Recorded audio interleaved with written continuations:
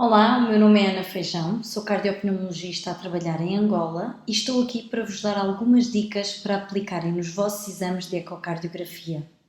Saímos então da incidência do parasternal eixo longo e vamos para outra incidência que é o parasternal eixo curto. Depois de avaliarmos o parasternal eixo longo, eu passo para a incidência onde desta posição, da mesma posição onde estamos no eixo longo, eu consigo ter vários cortes do coração. Então, da posição em que estamos com a sonda, eu rodo a marca do transdutor, ou o índex do transdutor, para o braço esquerdo do paciente. Ou seja, eu mantenho o transdutor na mesma posição, mas rodo na direção dos ponteiros do relógio. Nesta incidência, angulando a sonda em direção à cabeça, ou seja, a nível superior, ou para os pés, nível inferior, cortamos o coração como se fossem fatias. E cada fatia que cortamos é um grau de inclinação que fazemos com a sonda. Então, começo sempre pela parte superior. Temos então o parasternal eixo curto ao nível dos vasos da base, onde eu posso ver o ventrículo direito, a artéria pulmonar, a válvula pulmonar aqui, a válvula aórtica no centro, a aurícula direita, a válvula tricúspide aqui, o septo interauricular, a aurícula esquerda e aqui a aorta descendente. Devemos orientar o focus e a rampa de ganhos de acordo com as variações da escala de cinzentos do bidimensional e melhoramos a imagem com pequenos tilts. Por ser uma incidência com tantas estruturas, podemos ter que fazer pequenos tilts na sonda para ter melhor definição da zona exata que estamos a estudar. Aqui podemos ver os vasos da base, a artéria pulmonar longitudinalmente e a aorta transversalmente. Daí a incidência se chamar parasternal eixo curto ao nível dos vasos da base. Nem sempre conseguimos ter uma imagem perfeita com todas as estruturas bem visualizadas, por isso o ideal é começar por avaliar passo a passo. Pessoalmente, começo por avaliar a artéria pulmonar e a válvula pulmonar. Centro as estruturas e avalio a válvula primeiro. Quando as cúspides pulmonares são muito finas, não são perceptíveis em sístole, mas conseguimos ver bem a zona do fecho. Há quem passe o cursor do modo M por cima da válvula, pois em algumas patologias o padrão de mobilização das cúspides varia e o modo M é um bom instrumento para avaliar, mas confesso que não incluo esta avaliação na prática do dia a dia. Depois de avaliar a mobilidade da válvula pulmonar, aqui, dou atenção ao ramo principal e aos ramos, ou seja, se é o esquerdo ao ramo direito, se está à direita ao ramo esquerdo, está bem? Aqui tem só a ver com o toque, parece que tem uma membrana à frente, não. Dando um pequeno tilt na sonda é possível abrir este ramo esquerdo. Avalio as paredes, com pequenos tilts tento ver se não há imagens ecogénicas estranhas, sobretudo ao nível do lumen da artéria. Para finalizar a avaliação desta área, coloco cor. Primeiro avalio o fluxo da válvula pulmonar. Vejo bem se não tem regurgitação, como neste caso podemos ver que tem uma regurgitação muito pequena, se o fluxo sistólico não sofre muito aliasing. Vejam também, cuidado com as velocidades, se as velocidades estiverem aqui muito baixas, pode ter aliasing, mas não ser estenose. Tenham sempre em conta as duas coisas. Então, para termos esta avaliação, chamo a janela do Doppler cor, baixo os ganhos gerais do bidimensional, oriento o tamanho do setor de forma a ficar a válvula pulmonar no meio e oriento a escala da cor para a velocidade ser à volta dos 50-70 cm por segundo. Mais baixo do que isto vai fazer com que haja muito aliasing e pode influenciar na definição dos fluxos. Depois de melhorar a imagem por bidimensional e cor, com os comandos necessários avaliamos bem o fluxo sistólico e o fluxo diastólico.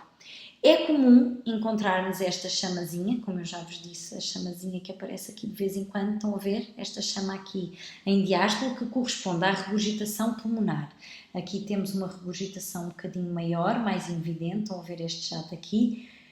E avaliamos o comprimento da regurgitação. É importante ter em conta que para avaliar regurgitações devemos fazer pequenos tilts na sonda e sairmos um bocadinho do plano. Chama-se off-axis planes, que são planos que não são o plano real com as estruturas todas como está definido em teoria, mas é irmos à procura de fluxos diferentes.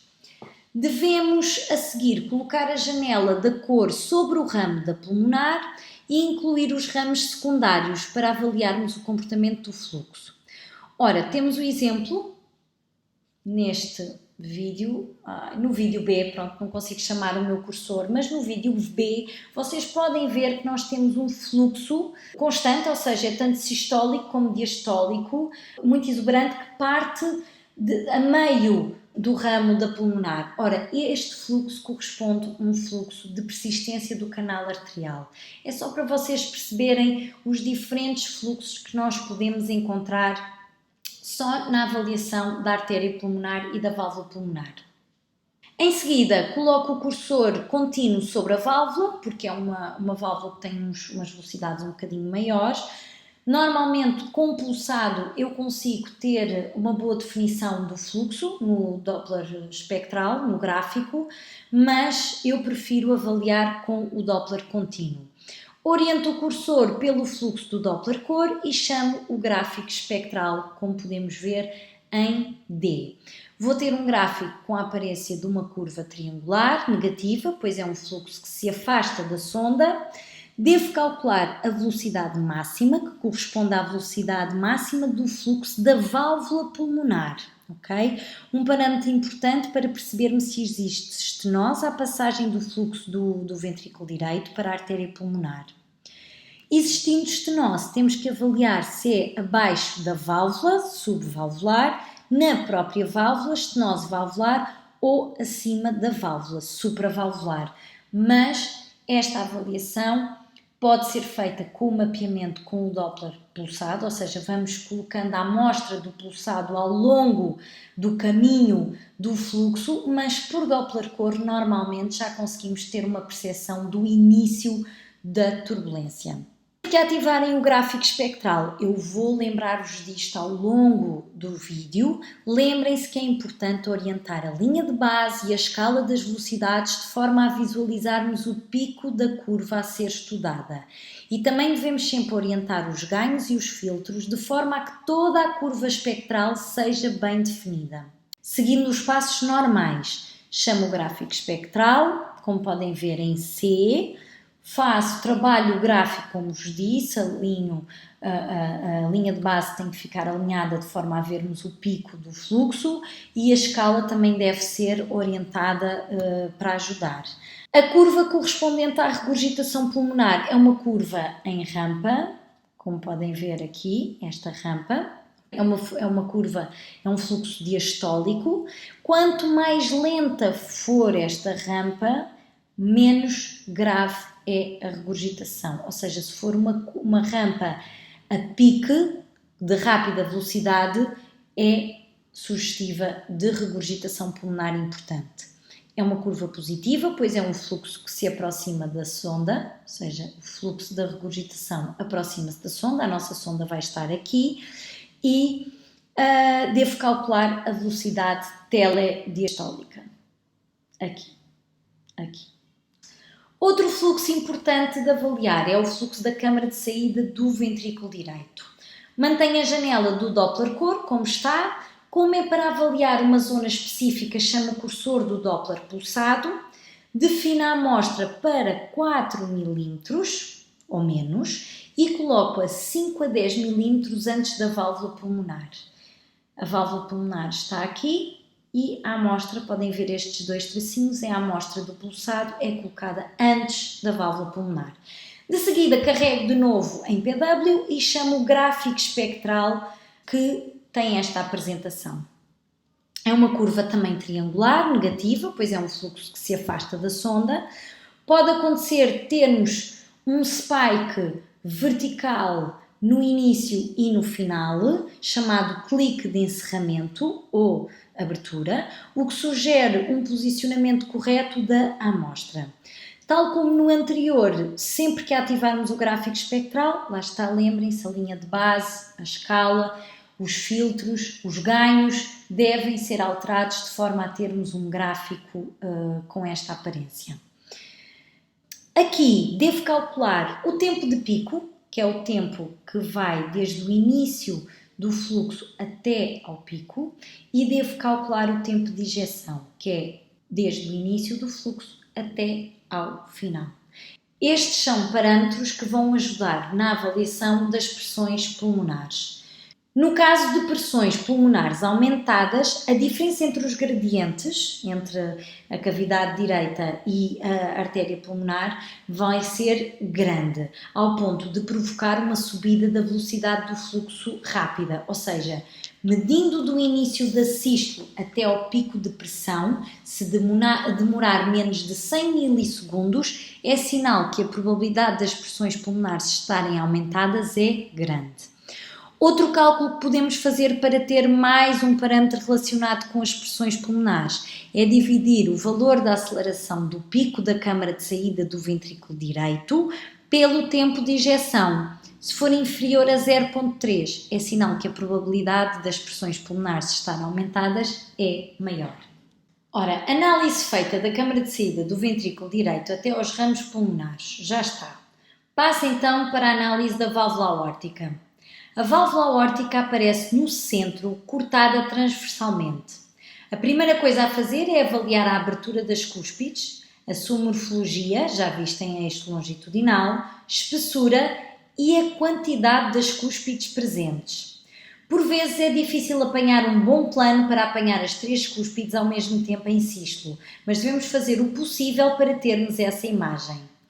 E porquê em sístolo? Porque em diástolo, com as cúspides fechadas, podemos confundir a presença de uma RAF, que é uma cúspide de pequenas, ou seja, nem chega a ser uma cúspide, é uma estrutura que aparenta ser cúspide com menores dimensões. E a presença da RAF pode ser confundida como sendo uma cúspide. Ou, por exemplo, calcificação numa cúspide pode parecer que são 2 e afinal, quando abertas, percebemos que é apenas uma cúspide. Devemos colocar cor em cima da válvula para avaliarmos a área do jato regurgitante e a sua origem.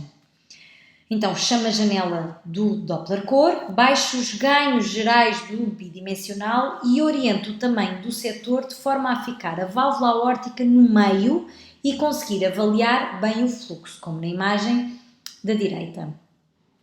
Oriento a escala de cor para uma velocidade por volta dos 70, como está, e nesta incidência conseguimos ver bem como é que se comporta o fluxo transversalmente, ou seja, conseguimos ter a percepção da origem do fluxo.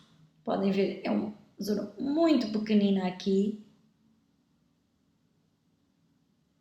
E aqui as 3 cúspides.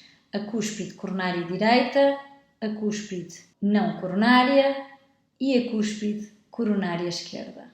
Vamos avaliar a válvula tricúspide. Temos que ver bem os folhetos, se apresentam uma boa morfologia, se estão finos, se têm uma boa captação, se abrem bem, se estão com espessura normal. Avalio em seguida o fluxo diastólico da válvula tricúspide.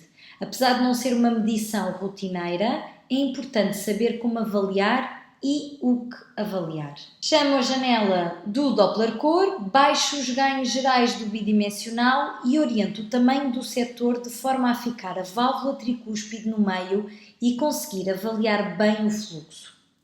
Oriento a escala de cor para uma velocidade à volta dos 50 cm por segundo, neste caso está um bocadinho alta, que está à volta dos 70 na imagem da direita, como podem ver. E depois coloco o cursor do Doppler pulsado na ponta dos folhetos abertos. Ou seja, eu ajusto a amostra para ela ficar na ponta do folheto quando ele está aberto. A amostra deve ter cerca de 1 a 3 milímetros. E, carregando de novo no comando PW, aparece o gráfico espectral. O gráfico espectral tem esta apresentação, tem duas ondas, a onda E, que é de velocidade de enchimento rápido, e a onda A, que é de contração auricular. Onda E e a onda A, vão ver que a onda A, tal como no fluxo mitral, bate um pouco depois da onda P no gráfico do eletrocardiograma. Porquê? Porque a onda P é a componente elétrica de despolarização auricular e a componente morfológica só se dá a seguir.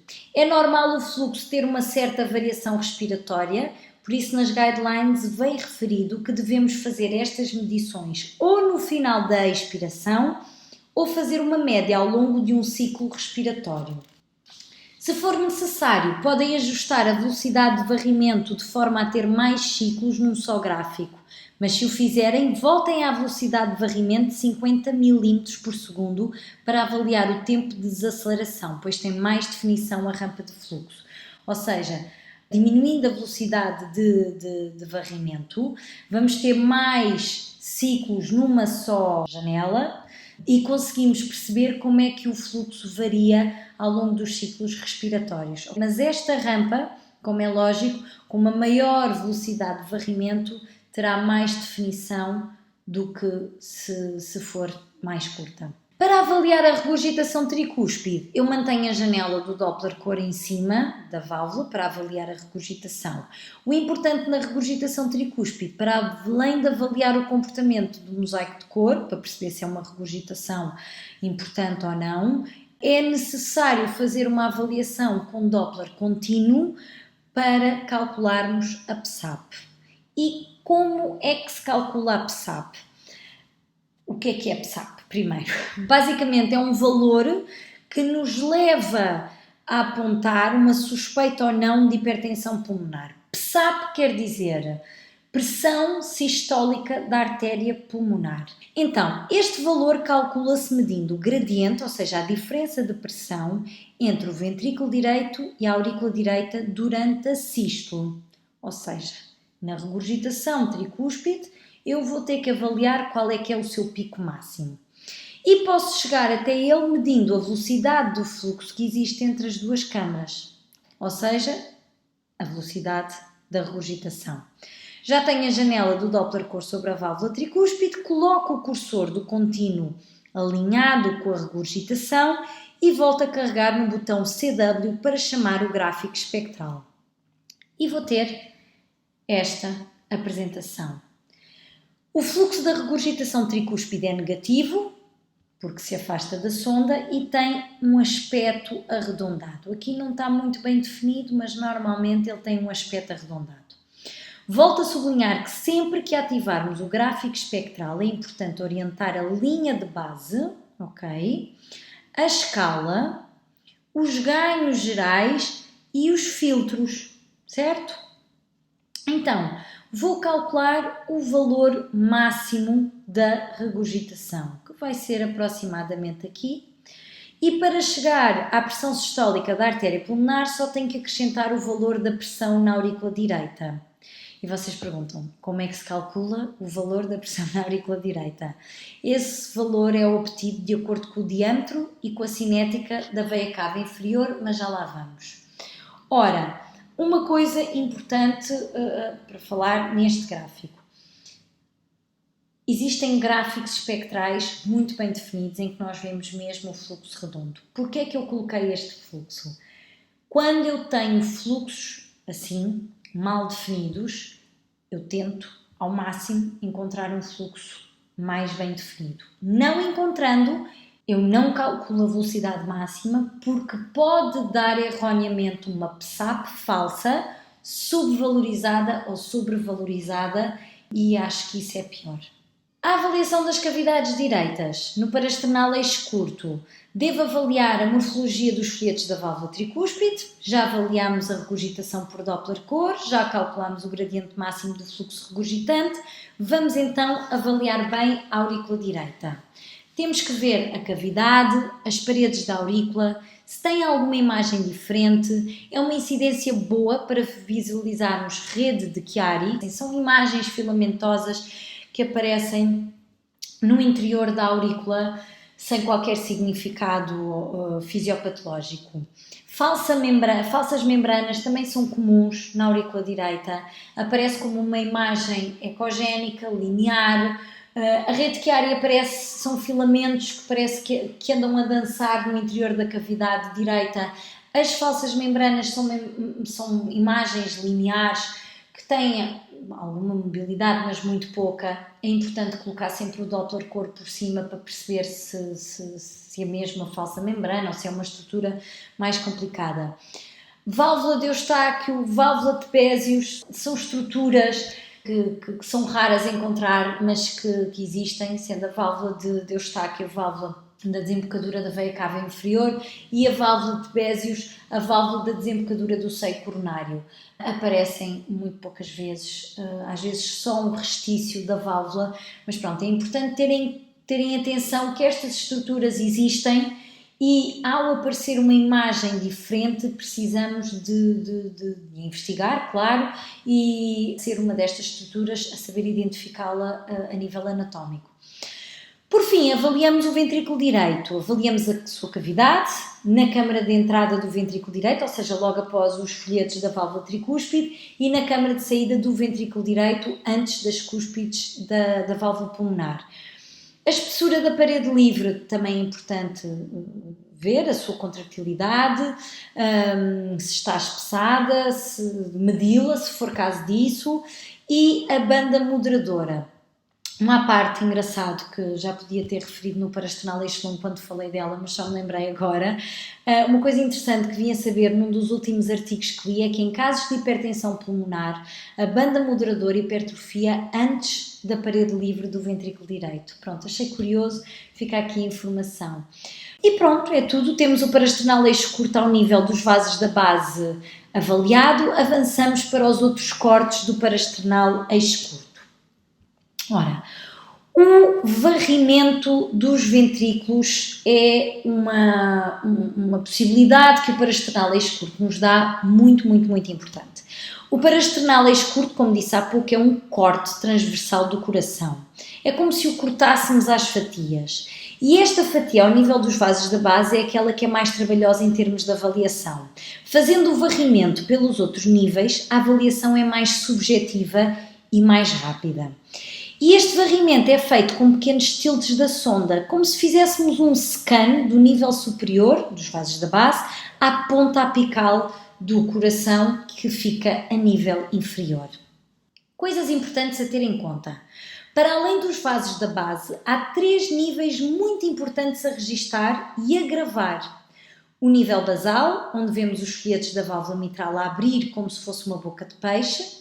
O nível médio, onde vemos os músculos papilares, e o nível apical, quando deixamos de ver os músculos papilares. Os músculos papilares são aqui estas estruturas.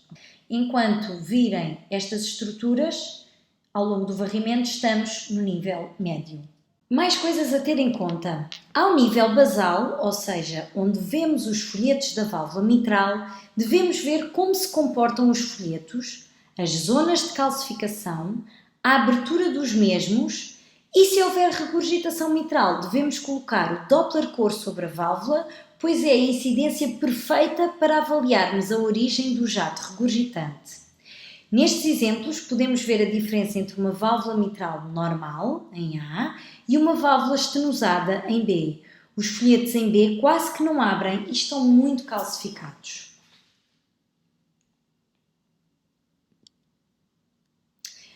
A relação entre o tamanho do ventrículo direito e do ventrículo esquerdo, também chamada de índice de excentricidade, deve ser avaliada subjetivamente a olho ou quantificada por este índice nesta incidência. Um ventrículo direito do mesmo tamanho ou maior que o ventrículo esquerdo não é normal e é preciso investigar o que se passa. Nos casos em que existe sobrecarga de pressão ou de volume das cavidades direitas, é muito frequente ver um parasternal eixo curto assim, em que tudo o ventrículo direito E o ventrículo esquerdo é apenas isto. Aqui temos o ventrículo e o ventrículo esquerdo mais pequenino. E a mesma coisa aqui. E outro sinal importante, podem ver o septo retificado. É um sinal característico de sobrecarga dos ventrículos direitos. Depois, a forma como o septo se comporta em diástole e em sístole define mais se é sobrecarga de pressão ou se é sobrecarga de volume. Aqui devemos também avaliar os músculos papilares, se são 2, se são mais e a sua posição. A trabeculação do ventrículo esquerdo deve ser inexistente ou muito discreta. O que é isto da trabeculação? São estes dedos que saem, isto não são músculos papilares, este nível é o nível apical e temos aqui estes dedos que saem como que para fora do miocárdio. E colocando cor, podem ver que o fluxo sanguíneo entra dentro dos dedos, ou seja, tem recessos. Não é normal o ventrículo esquerdo ter estas trabéculas. É normal o ventrículo direito ser trabeculado, não é normal haver trabéculas no ventrículo esquerdo. Ora, o parasternal eixo curto torna-se numa incidência perfeita para avaliar os recessos, para avaliar a zona onde se encontram essas trabéculas e para colocar cor, para vermos como se comporta o fluxo no meio dos recessos. Muito importante nesta incidência é que devemos avaliar a contractilidade com muito cuidado. Nesta incidência temos acesso a todos os segmentos de ambos os ventrículos. Saber bem a divisão segmentar e os territórios da rede coronária é importante para conseguirmos interpretar as alterações da contractilidade segmentar. Em pacientes com alteração da contractilidade segmentar, é também importante avaliar a presença de imagens sugestivas de trombos. Temos aqui um ventrículo normal, com contractilidade normal, e aqui um ventrículo a apresentar hipocinésia global, onde podemos ver aqui uma imagem sugestiva de trombo apical. E aqui podemos observar um exemplo do enfarte inferior, com hipocinésia da parede septal inferior e parede inferior, aqui nos segmentos basais, e aqui a parede septal e a parede inferior hipocontrácteis. Em caso de alterações da contractilidade segmentar não isquémicas, como é o caso do movimento sinérgico do septo nos pacientes com pacemaker ou com bloqueio completo de ramo esquerdo, este tipo de alterações são muito bem registadas nesta incidência. Eu vou parar aqui para termos melhor noção. Aqui temos um exemplo de um ventrículo normal, podem ver todas as paredes contraem ao mesmo tempo, ok? E neste exemplo, se vocês repararem, há um discreto, parece que é um movimento de chicote aqui do septo, neste exemplo de um paciente com bloqueio completo de ramo esquerdo. Como também alterações miocárdicas, como aneurismas e pseudoaneurismas, são muito bem visualizadas nesta incidência. Podem ver aqui este exemplo ao nível dos segmentos basais. Temos aqui a porta de entrada de um aneurisma subvalvular mitral e conseguimos ter a perfeita noção do linear, da presença de trombos e de como o fluxo se comporta no interior dele se colocarmos o Doppler core por cima. Em pacientes com dificuldade na incidência em parasternal eixo longo, esta incidência pode ser utilizada para fazer o cálculo da medição das cavidades ventriculares e das paredes. Neste corte, conseguimos ter perfeita noção da hipertrofia concêntrica e medir aqui em qualquer uma das paredes. Ou seja, em parasternal eixo longo, como o corte é este, eu só consigo medir a espessura do septo e da parede lateral-inferior, ou antigamente chamada posterior. Neste parasternal eixo curto, eu consigo medir a espessura de qualquer parede. E podemos também fazer modo M. Temos um eixo curto, é só colocar o cursor por cima do ventrículo e fazer o cálculo como ensinei no parasternal eixo longo. Ora, por fim, é uma incidência que, por fazer o varrimento de todo o coração, nos permite ter uma noção das alterações pericárdicas em toda a sua extensão. Como podem ver neste temos um derrame lateroposterior, ligeiro, estão a ver, aqui esta zona aqui mais ecogênica que é o pericárdio, aqui o miocárdio e esta zona anacogénica é o derrame pericárdico. Neste exemplo do centro, temos uma melhor noção do derrame, também posterior, e neste último exemplo, posterior do derrame, estas imagens aqui ecogénicas, que são fibrina. A fibrina é sugestiva de derrames já antigos. E assim terminamos a janela parasternal. Mudamos agora para a janela apical.